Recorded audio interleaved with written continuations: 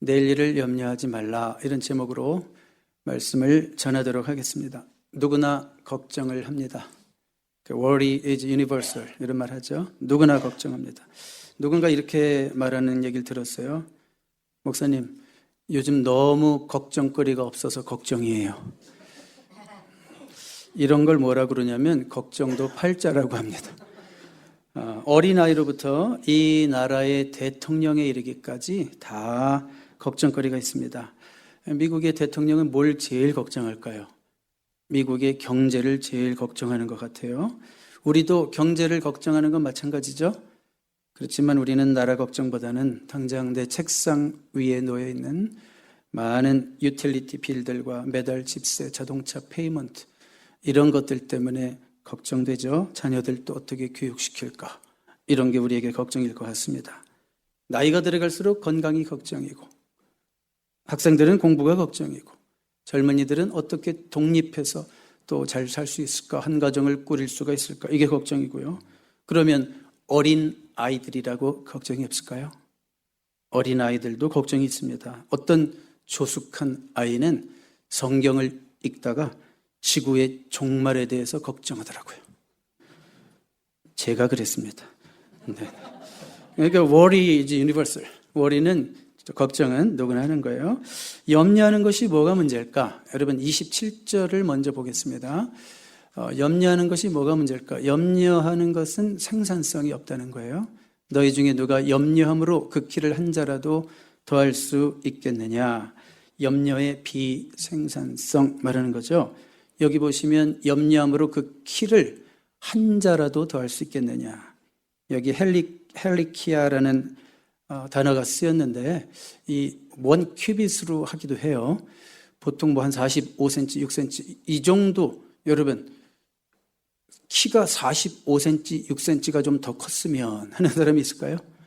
없죠. 그래서 또 다른 해석의 가능성은 뭐냐면 영어 성경을 보시면 a single hour to his span of life라고 되어 있죠. 그래서 이 단어 자체가 헬리키아라는 단어가 키로도 번역할 수 있지만 수명으로도 번역할 수 있는 거죠. 자, 그러니까 걱정한다고 해서 목숨을 1시간이라도 늘릴 수 있겠느냐, 이런 얘기죠. 오히려 걱정은 생명을 단축시키죠. 염려가 건강에 해롭다는 얘기는 너무나 많이 들어서 진부하죠. 혹시 여러분 묘비에 그렇게 써 있는 비문을 보신 적 있습니까? He died of worry. 그는 걱정 때문에 죽었다.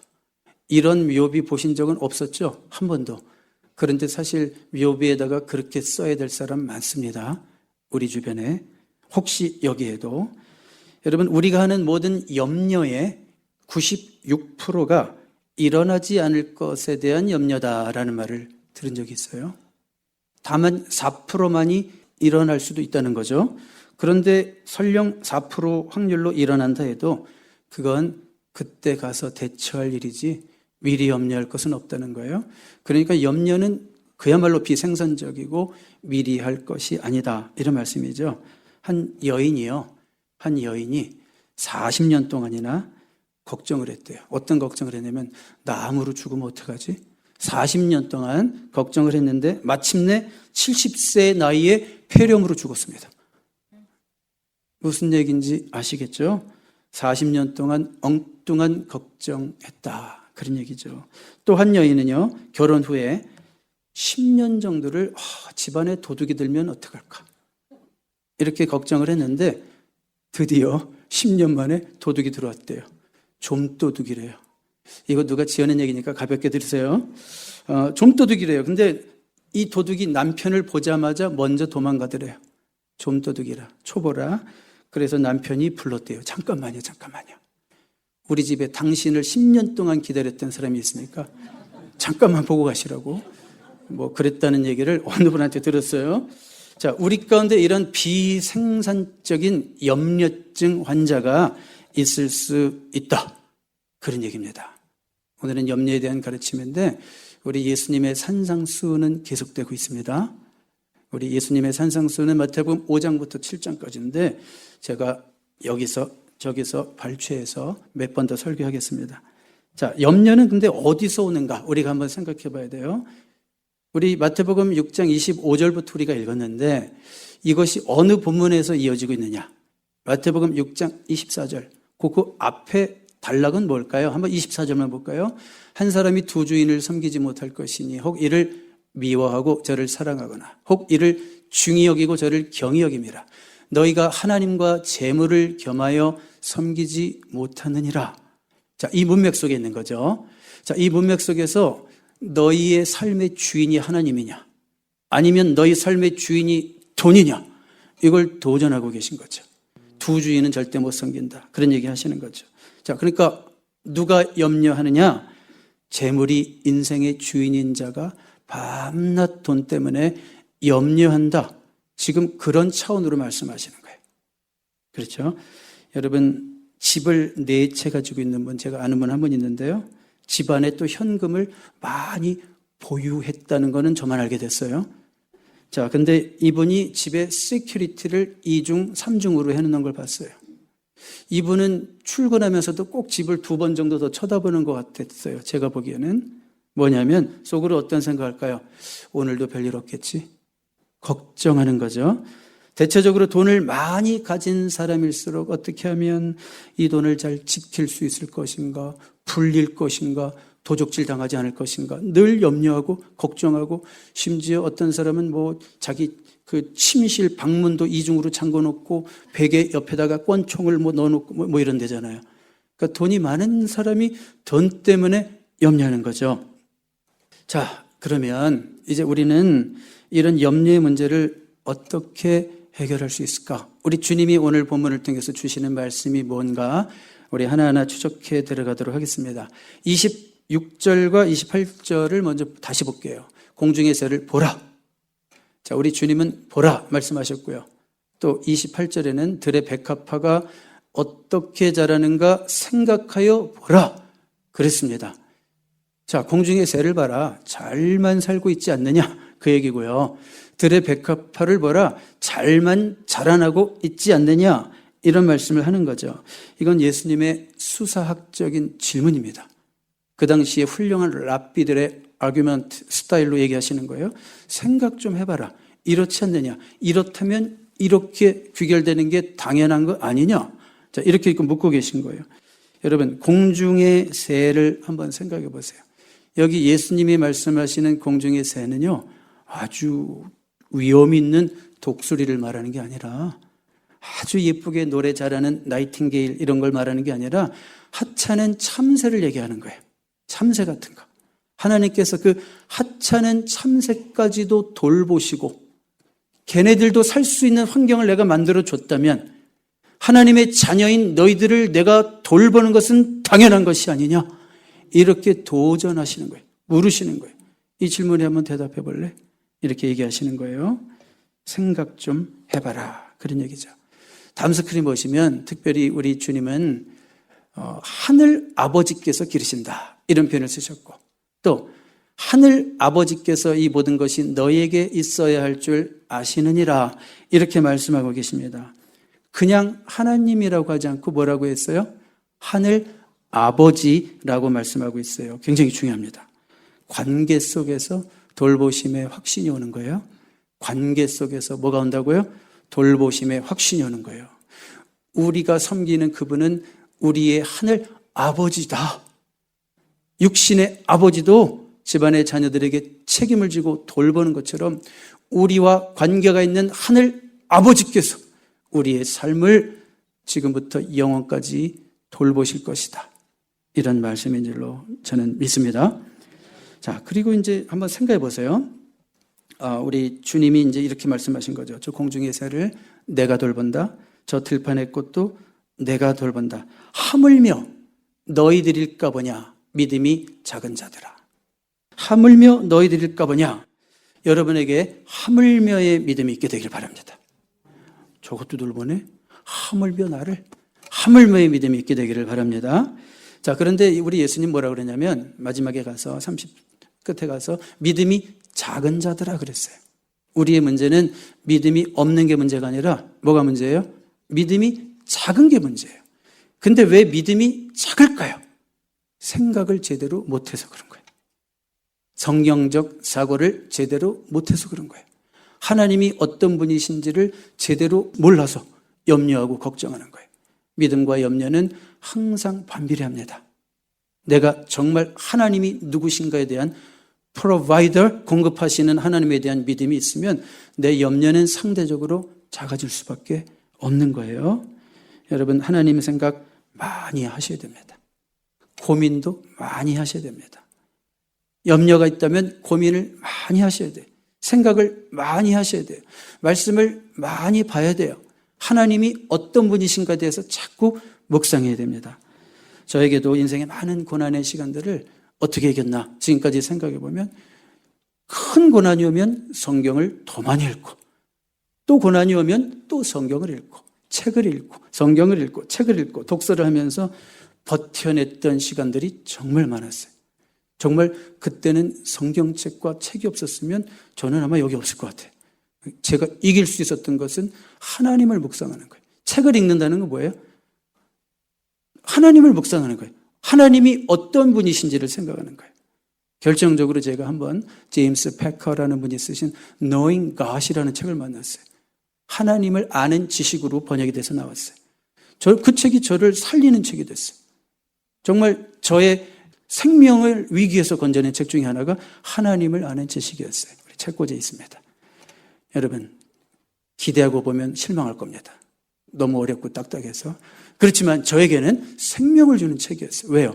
하나님을 알아가니까, 하나님이 어떤 분이신지를 저는 그 책을 통해서 너무 진하게 알아가니까 제 고통과 고난의 시츄에이션이 생각이 안 나요. 어느새 염려가 사라지고 내 인생의 문제가 해결된 것을 느끼게 했어요. 여러분, 하나님을 알아가기 위해서 생각을 많이 하셔야 됩니다. 그런데 여러분, 오해가 한 가지 있어요. 오해는 말해야 돼요. 하나님이 돌보시기 때문에 우리는 아무것도 안 해도 되느냐? 그것은 아닙니다. 오늘 예수님 비유의 초점은 우리가 하나님의 자녀로서 새보다 백합화보다 훨씬 중요한 존재들이다. 그걸 말씀하는 것이지 일을 안 해도 된다라는 것을 말하는 것은 아닙니다. 여러분, 새가 정말 아무 일도 안 했을까요? 하나님이 알아서 다 먹여줬을까요? 새는요, 열심히 날아다녔습니다. 뭐하러 날아다녔을까요? 먹이를 구하러 열심히 날아다녔죠. 비유의 초점 뭐냐면 그들의 노력을 헛되지 않게 하는 하나님의 도우심이 있었다. 그 얘기예요. 여러분, 우리가 아무리 열심히 해도 하나님이 도와주시지 않으면 맨날 말짱 도루묵이에요. 열매가 없어요. 그러니까 하나님이 도우신다는 것은 일하지 말아도 된다가 아니라 네가 일하는 대로 수고하는 대로 먹게 해줄게. 결과가 나타나게 해줄게. 열매가 있게 해줄게. 그런 약속인 줄로 믿습니다. 열심히 날아다니는 새만 하나님의 보호하심을 입었다고요. 하나님이 알아서 먹여주시겠지 하면서 둥지에 여전히 앉아가지고 입만 벌리고 있는 새는 3개월 안에 죽었습니다. 무슨 말씀인지 아시겠죠? 예수님께서 금하시는 것은 걱정이지 일이 아닙니다. 예수님께서 금하시는 것은 일이 아니라 걱정입니다. 사실은 우리 그리스도인들은 더 많이 일해야 됩니다. 데살로니가 서실에서는 일하기 싫어하는 자 먹지도 말라 그랬고요. 우리 그리스도인들은 왜 더 많이 일해야 될까요? 우리는 우리 자신의 필요뿐이 아니라 다른 사람의 필요를 채우기 위해서 존재하는 자들 아닙니까? 그러니까 더 열심히 일해야 되는 거예요. 그러니까 이런 말씀 보면서 이 믿음 없는 것, 나 봐라. 아무 일도 안 하면서 또 밥 먹고 살잖아. 하나님 제일 싫어하십니다. 자, 그러니까 염려에 대한 첫 번째 해결책 뭐였어요? 생각하라. 두 번째로 염려에 대한 두 번째 해결책은 먼저 해야 할 것을 찾아서 하랍니다. 먼저 해야 할 것을 찾아서 하라. 33절 볼까요? 그런즉 너희는 먼저 그의 나라와 그의 의를 구하라. 그리하면 이 모든 것을 너희에게 더하시리라. 그의 나라를 구하라. 그의 통치를 구하라. 그의 통치가 우리 삶 가운데 이루어지는 그런 삶을 살아라. 그의 의를 구하라. 의롭다 하나님께 인정받고 의로운 자 되었느냐? 더욱더 의로운 자가 되기를 살아라. 그렇게 살아라. 꿈꾸라. 그런 얘기겠죠. 자, 항상 더 중요한 일이 있습니다. 항상 더 중요한 일이 있어요. 정말 하나님의 자녀들은 하나님을 위해서 살게 돼 있어요. 여러분들이 어떤 직업을 가지고 있든지 무슨 일을 하든지 그 하나님의 일에 몰두하고 있다면요, 솔직히 의식주와 같은 일상적인 필요에 지나치게 관심을 가질 수가 없게 됩니다. 그 일상적인 일이 하나님이 채워주시기 때문이기도 하지만 크게 느껴지지 않는 거예요. 그 일에 몰두할 수가 없어요. 왜요? 그 주의 일에 몰두하기 때문에. 여러분, 먼저 해야 할 일 다시 한번 생각해 봐요. 항상 먼저 해야 할 일이 있다는 것을 꼭 마음속에 새겨야 돼요. 그의 나라와 그의 의를 구하는 자는 많습니다. 그런데 먼저 그의 나라와 그의 의를 구하는 자는 소수입니다. 하나님의 나라는 그런 자들의 주도에 의해서 확장되어 나갑니다. 정말 염려거리가 많은 한 분이 있었어요. 근데 친구가 와가지고 그분한테, 염려가 많은 분한테 뭐라고 그랬냐면, 나랑 단기 선교 같이 갈래? 나랑 단기 선교 같이 갈래? 염려가 꽉 차가지고 지금 아무것도 못하겠는데 단기 선교를 가재요. 좀 못마땅했는데 끌려서 갔어요. 단기 선교를 잘 다녀왔더니만 그렇게 염려하던 문제들이 다 사라져버리고 엎드려요. 여러분, 순서만 바뀌어도 염려는 없어져요? 그렇죠? 무엇을 먼저 하고 무엇을 나중에 할지를 생각해 봐야 돼요. 목사님, 제가 이 염려거리만 없어지면 예배 잘 나갈게요. 틀렸어요. 순서가. 먼저 예배해야지 우리 삶에 염려가 날아가는 거죠. 순서만 바뀌어도 염려가 사라집니다. 먼저 해야 할 것이 있는 거예요. 자, 여러분, 그런데 한번 질문할까요? 먼저 그 나라와 그 의를 구하면서 살면 염려거리가 정말 완전히 없어질까요? 아닙니다. 사실은 염려의 종류가 바뀌는 것뿐입니다. 염려의 종류가 바뀌는 것뿐이고 차원이 바뀌는 것뿐입니다. 이제는 염려할 필요가 있는 것에 대해서 염려하는 거예요. 염려할 가치가 있는 것에 대해서 염려하는 거예요. 목숨을 위해서만 염려하는 것이 아니라 하나님의 목적을 위해서 염려하는 거예요. 염려해야 되는 일에 여전히 염려합니다. 여러분, 바울은요, 주의 일을 하면서 정말 가치 있는 일을 위해서 이렇게 염려를 많이 하는 사람이 있었을까 싶어요. 그렇지만 그는 가치 있는 일을 위해서 염려합니다. 한번 우리 고린도후서 11장 28절 볼까요? 이 외의 일은 고사하고 아직도 날마다 내 속에 눌리는 일이 있으니 곧 모든 교회를 위하여 염려하는 것이라. 모든 교회를 위해서 그동안 처치 플랜팅 하느라고 세워진 교회들, 또 떠나고 났더니 또 고린도 교회가 신경 쓰이고, 또 여기 떠났더니 여기가 데살로니가 신경 쓰이고, 이 교회들을 위해서 끊임없이 염려하며 기도했다는 거예요. 이걸 뭐라고 그래요? 가치 있는 염려. 우리는 이런 염려를 해야 되는 거예요. 우리 한번 고린도전서 12장 25절도 볼까요? 몸 가운데서 분쟁이 없고 오직 여러 지체가 서로 같이 돌보게 하셨느니라. 여러분, 원어상으로 보면 메림나오라는 단어가 쓰였는데, 돌보게가 이게 염려하게랑 똑같은 뜻입니다. 교회는요, 여러 지체가 서로 같이 염려하는 공동체라는 얘기예요. 네? 이런 염려를 뭐라고 그래요? 가치 있는 염려라고 그러는 거예요. 이 메림나오라는 동사는 명사형으로 하면 영어로 이렇게도 번역하는 거예요. care, concern, care, concern. 그러니까 그게 아름다운 거예요. 염려도 아름다운 염려가 있어요. 여러분 성도 간에 서로를 위해서 기도해주고, 환난당한 자, 시련당하는 자를 찾아가서 신방해주고, 그에게 밥 한번 사주고, 따뜻한 말 건네주고, 전화 걸어주고, 이게 뭐예요? 서로 돌보고 서로 염려하는 거예요. 이런 아름다운 염려가 있는 공동체 되기를 힘씁시다.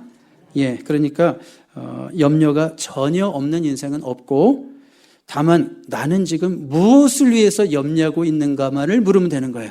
염려의 수준을 높이시기 바랍니다. 그리하면 그 나라와 그 의를 구하며 살면 뭐라고 그랬어요? 약속이 모든 것을 더하시리라, 더해 주시리라. shall be added unto you. 다른 거는 다 더해 주시리라. 여러분, 저는 하나님과 거래하는 것 되게 싫어합니다. 하나님, 제가 이렇게 했으니까 이렇게 해주시고. 저는 이런 신앙 예전에는 너무 아주 교만할 정도로 경멸했습니다. 무슨 신앙생활이 하나님과 거래인가? 이렇게 하면 이렇게 해주시고. 근데 약속인 걸 어떻게 해요? 약속인 걸. 그렇죠? 먼저 그 나라와 그 의를 구하면, 목적을 위해서 살면, 목숨을 위해서 필요한 것들은 하나님이 다 더해 주신다잖아요. 채워 주신다잖아요. 그러니까 이건 뭐 거래라고 해도 할 수 없어요.